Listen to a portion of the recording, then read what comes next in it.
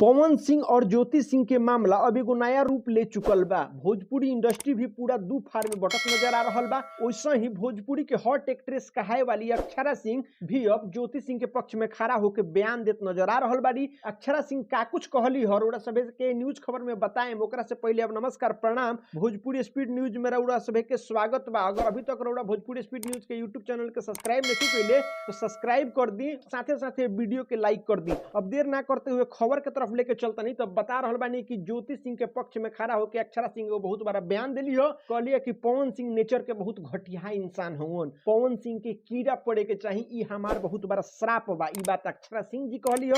और एगो बहुत बड़ा अक्षरा सिंह और बयान दिली हो। कहली कि पवन सिंह के स्थान यानी रहे के जगह आम आदमी के बीच ना, बल्कि पवन सिंह के स्थान जेल होके के चाहिए और बहुत जल्द से जल्द उनका सजाए मिले के चाहिए। ई बात अक्षरा सिंह जी कहली हवे। और इन न्यूज खबर सूत्रों के हवाले से मालूम चल रहा बा। जी हाँ, अक्षरा सिंह जी के बयान बहुत भोजपुरी इंडस्ट्री में खलबली मचा देले बा। इ न्यूज खबर उड़ा सभे के कैसन लागल कमेंट बॉक्स में बराए जरूर रखें। साथे साथे वीडियो के ढेर सारा शेयर कर दी। धन्यवाद।